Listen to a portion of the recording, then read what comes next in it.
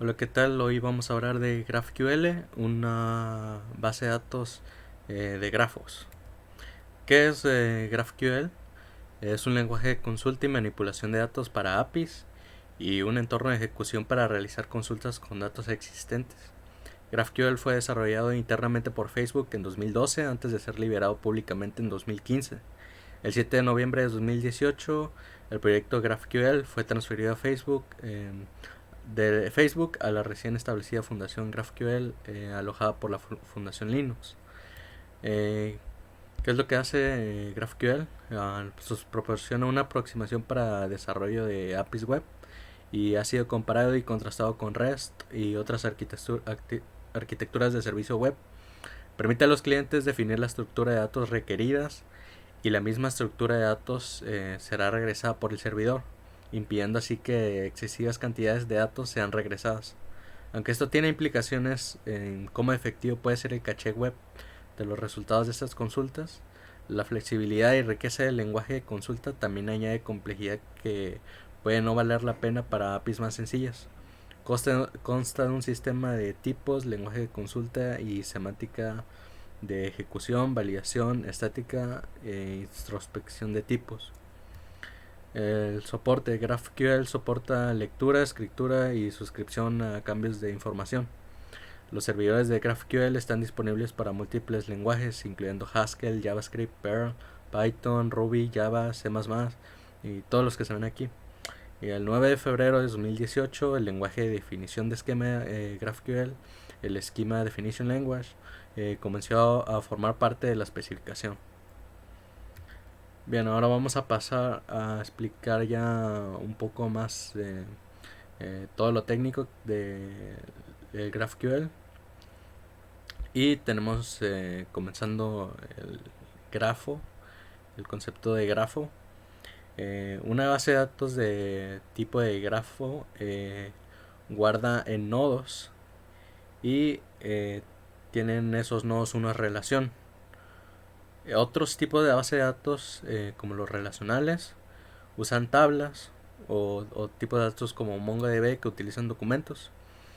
Eh, pero aquí se utiliza un grafo. Entonces, en vez de utilizar una tabla, nosotros en un grafo tenemos un nombre. Por ejemplo, aquí se ve un nodo llamado persona. Entonces eso es como si tuviéramos en una base de datos relacional una tabla que se llame persona. Aquí simplemente es un grafo. En las bases de datos relacionales muchas veces requerimos especificar joins para nuestras consultas. Y hacer esto, estas relaciones se calculan en tiempo de ejecución y pueden ser costosas. eh, También que sean las operaciones más lentas. Entonces esto nos da una ventaja.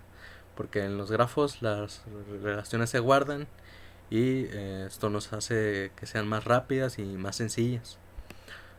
Otro de los grandes diferencias es el que aquí tenemos un esquema libre.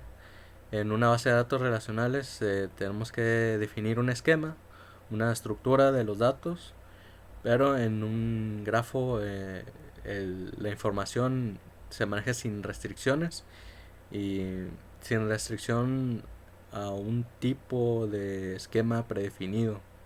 O sea, tiene más flexibilidad cuando pensamos a cómo es la información y cómo va evolucionando los datos. Eh, los Tenemos nodos, propiedades y relaciones, que sería como lo principal de los tipos de bases de grafos. Y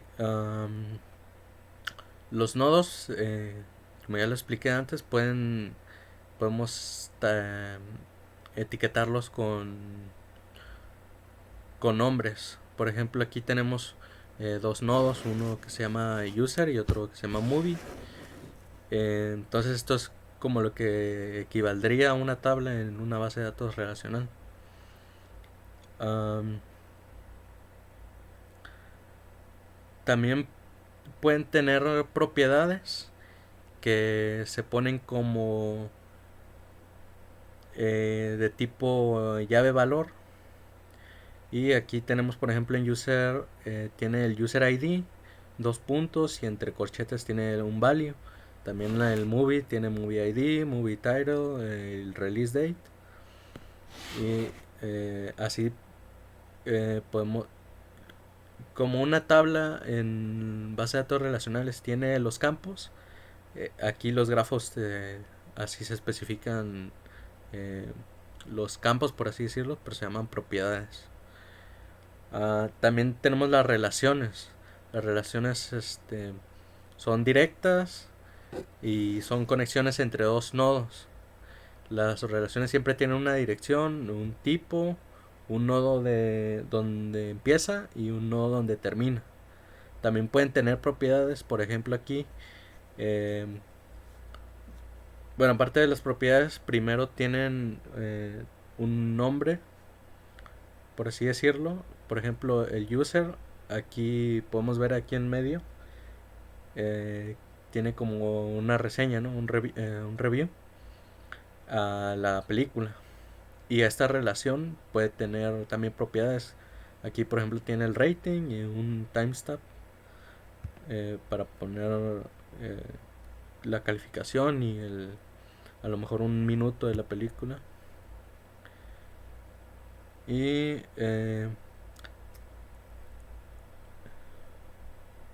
los nodos pueden tener cualquier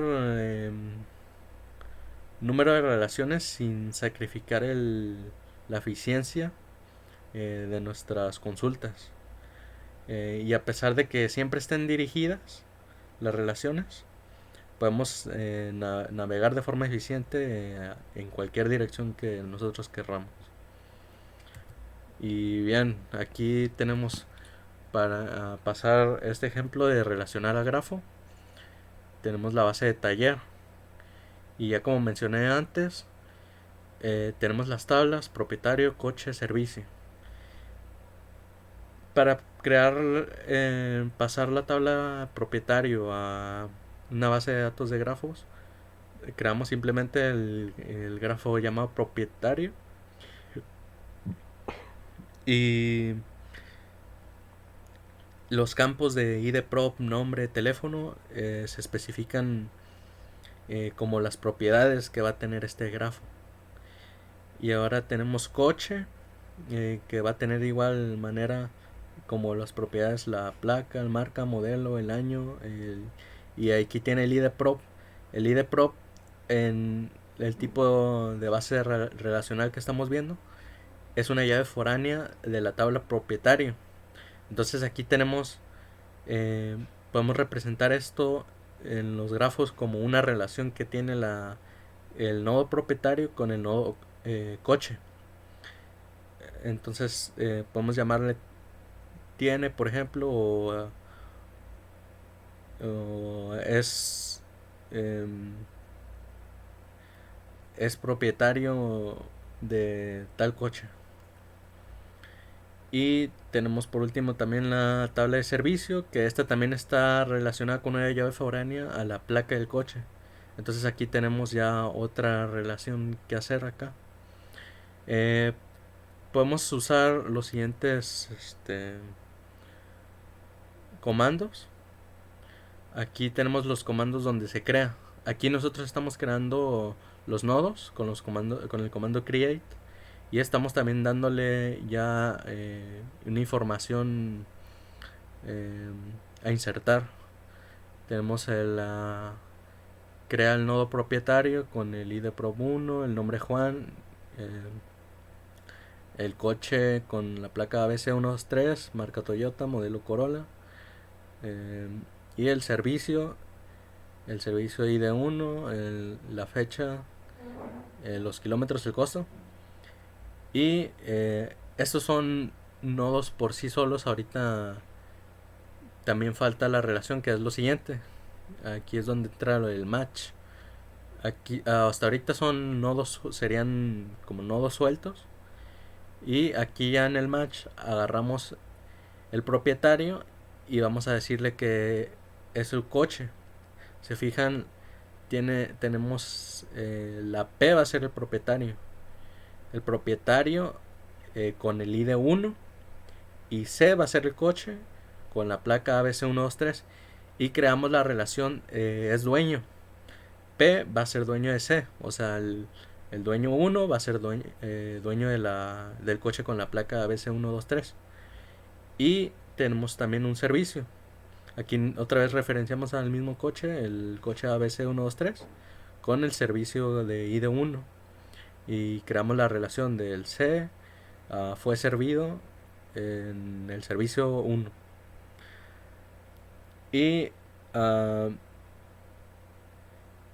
ya los siguientes match, eso ya es para hacer como una consulta.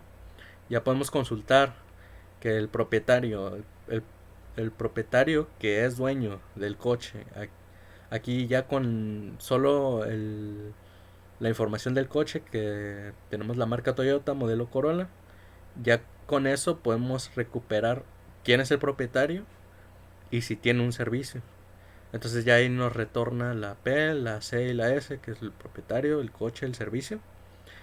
Y nos muestra el Neo 4J ahora. Nos muestra de forma gráfica, tal cual estamos viendo en la imagen. Nos muestra el nodo y la relación. Eh, Aquí muestra la fecha. Creo que era el número de teléfono. Me equivoqué ahí. Pero el caso es que este es el dueño de el Toyota Corolla y que fue servido en el servicio.